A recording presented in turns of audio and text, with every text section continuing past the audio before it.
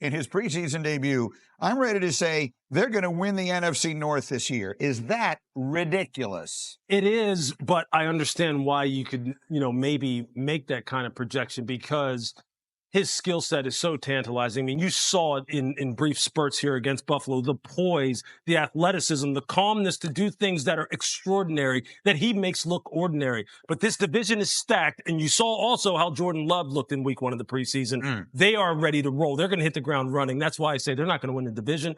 But Caleb's going to have a hell of a year. Yeah, I think it's the best division in football. No the doubt. Injury to J.J. McCarthy obviously hurts in Minnesota, but that's a really, really top-heavy, if nothing else, division. And then the number 2 pick is Jaden Daniels, who you loved going into the draft. If I said he looked awful good week 1, he's going to win Offensive Rookie of the Year. Is that ridiculous? Not at all. Look, I think you saw, again, in a very small sample size, exactly why they're so high on this young man and what they have up their sleeve when they unveil the total package as far as this offense is concerned. That throw right there, I believe it was Austin Eckler who said that was supposed to be a wide receiver screen, and Jaden Daniels read the coverage and audible to that 9 ball to Diami Brown. That's the kind of thing he's been doing from day one. All of the veterans and the young players have said, he's just taken over. We just sit and we just follow his lead, which is exactly why you draft a guy like that number 2 overall. He is going to light it up. Everyone else does their job around him. He'll take care of his. Mike T., there's been so much talk on this show and others about the expectations on Caleb Williams, about what is he going to be? What's he going to do in Chicago? It's been much quieter around Washington. Do you think Jaden Daniels is set up to have the bigger season? Absolutely. When you look at the job that Adam Peters and Dan Quinn have done, they've gone out and gotten guys like Zach Ertz and Austin Eckler to add to players like Terry McLaurin and Jahan Dotson, who's been a little bit under the radar. That is a really good group of skill players who are veterans that can help bring a rookie along. And I don't want to get, overreact to what we just saw the other day, but that throw that Jaden Daniels made on tight man-to-man coverage is an elite throw. So he has all the ability in the world, and I think a very underrated supporting cast. And I wouldn't be surprised, while they both may have good years, if we're sitting here saying that Jaden Daniels is the Rookie of the Year. So the game that Lewis just referenced, I covered that preseason game, and I talked to Jaden after he was done his post-game press conference, and I talked to Dan Quinn privately, and Jaden obviously said, it feels good that the coaches trust me in that situation, all of our quarterbacks. But I asked Dan Quinn, why would you have confidence in a rookie? And he said, yeah, he's a rookie, but he's got the confidence and the calm and the presence of an older player who's seen a lot. And Dan Quinn, that play, Jaden looked over at the sideline smiling because that was an audible. He has the permission to do that. But Dan Quinn was one that said, that was one of those plays he was going to ask for forgiveness later, not permission. But I like that. I like it about him. He called it, it's like Maverick in Top Gun. Like, do I have permission to buzz the tower? No. And instead, he did it anyway. And that is why he's in their building. So we love what we saw from him. Yesterday, this room was abuzz with what we saw from Caleb as well. What did you see from him in his preseason? From Caleb? Yes. I mean, it's doing the extraordinary ordinary. Like you expect there to be fireworks every time he takes a snap because of the way in which he's always trying to maximize and squeeze the most out of every play. Now, I think he understands, and I'm sure Shane Waldron, the offensive coordinator, is telling him, look, we don't need the extraordinary every play, but the possibility exists there. And even when there's chaos around him, you saw him there when he just dumped off that ball, there to the running back. I mean, he's under to DeAndre Swift, where he's under pressure and he kind of throws it across his body like this and turns his head. Like, a lot of quarterbacks don't have the poise to do that kind of thing. Then you saw the throw he ripped rolling out to his right and threw it back left. That ball looked like it was shot out of a jugs machine.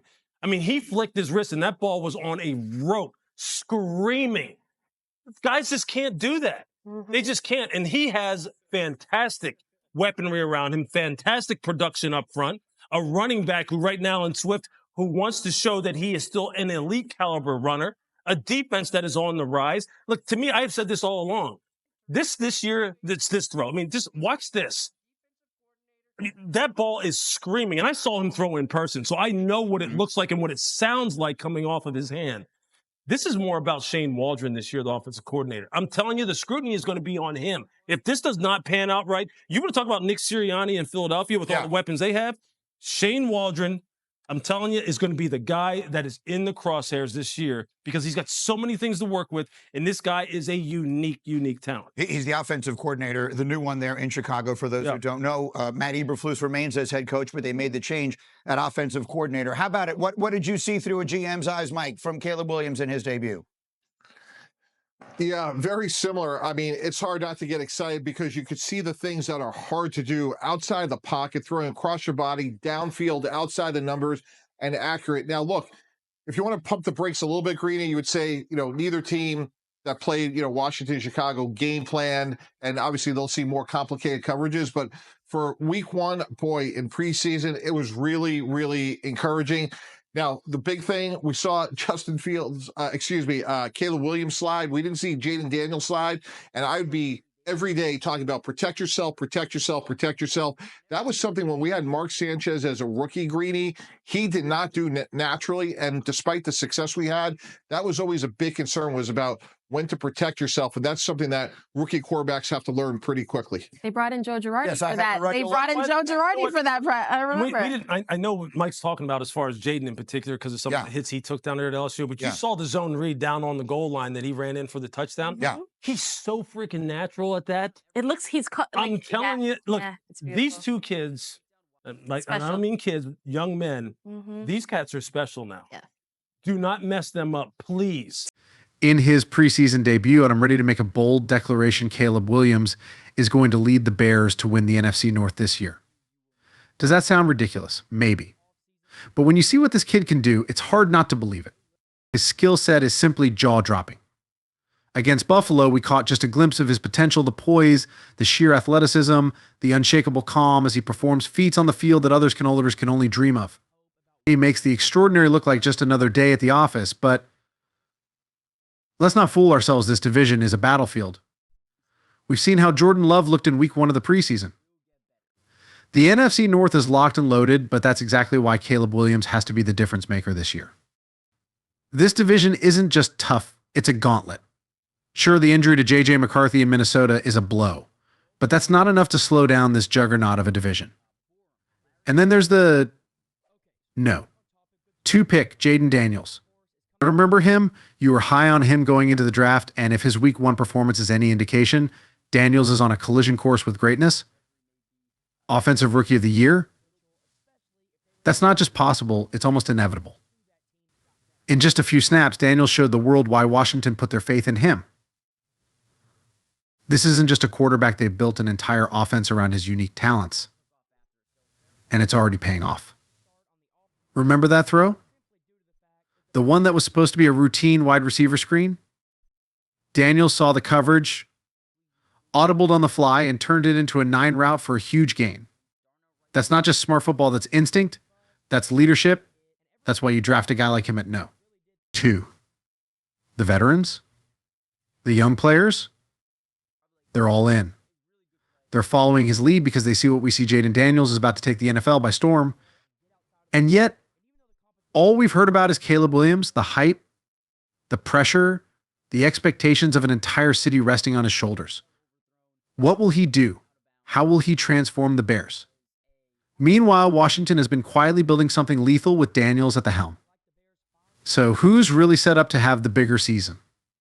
Look at the facts. Adam Peters and Dan Quinn have assembled an arsenal around Daniels, Zach Ertz, Austin Eckler, Terry McLaurin, and Johan Dotson. These aren't just weapons, they're seasoned warriors ready to guide a rookie quarterback to stardom. But let's talk about that throw Daniels made under tight man-to-man coverage. That wasn't just a good throw, that was an elite throw.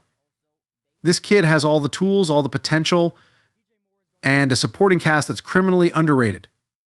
Mark my words, when this season is over, we might all be talking about Jaden Daniels as the Rookie of the Year.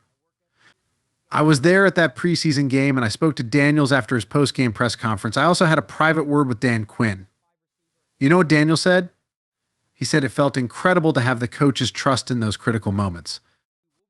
But it was Dan Quinn's response that stuck with me. When I asked why he had so much confidence in a rookie, Quinn didn't hesitate. He's got the confidence and presence of a veteran who's been in the league for years. Daniels isn't just playing football, he's commanding the field. I watched him glance over at the sideline with a knowing smile after that audible. He knew it was the right call. and he didn't need anyone's permission to make it. It was like that classic Top Gun moment, do I have permission to buzz the tower? The answer was no, but Daniels did it anyway. And that's why Washington believes in him. Of course, we can't ignore Caleb Williams. What did we see from him in his preseason debut? The extraordinary, plain and simple. Every time he takes a snap, you can feel the electricity, the anticipation that something incredible is about to happen. Even when everything is falling apart around him, Williams finds a way to make it work. I saw him, under intense pressure, casually dump off a pass to DeAndre Swift like it was nothing. Then there was that throw rolling to his right, firing back across the field with the kind of velocity that makes you wonder if the ball was shot from a cannon. Not many quarterbacks can do that, especially not rookies. Caleb Williams has an array of weapons at his disposal, a solid offensive line, and a running back in Swift who's determined to remind everyone why he's still considered elite. But let me tell you, all eyes are on Shane Waldron, the offensive coordinator. If this doesn't pan out, Waldron will be the one taking the heat. He has all the pieces, but it's up to him to put them together. The pressure is immense, and both Williams and Daniels are right at the center of it. So who's going to have the better rookie season? Will it be Caleb Williams with all of Chicago's hopes and dreams resting on his shoulders? Or will it be Jayden Daniels, quietly constructing a masterpiece in Washington? One thing is certain, this isn't just a season, it's a reckoning. And when the dust settles, don't be surprised if Jayden Daniels is the one standing tall, proving once and for all that sometimes the no 2 pick is the one who walks away with the crown.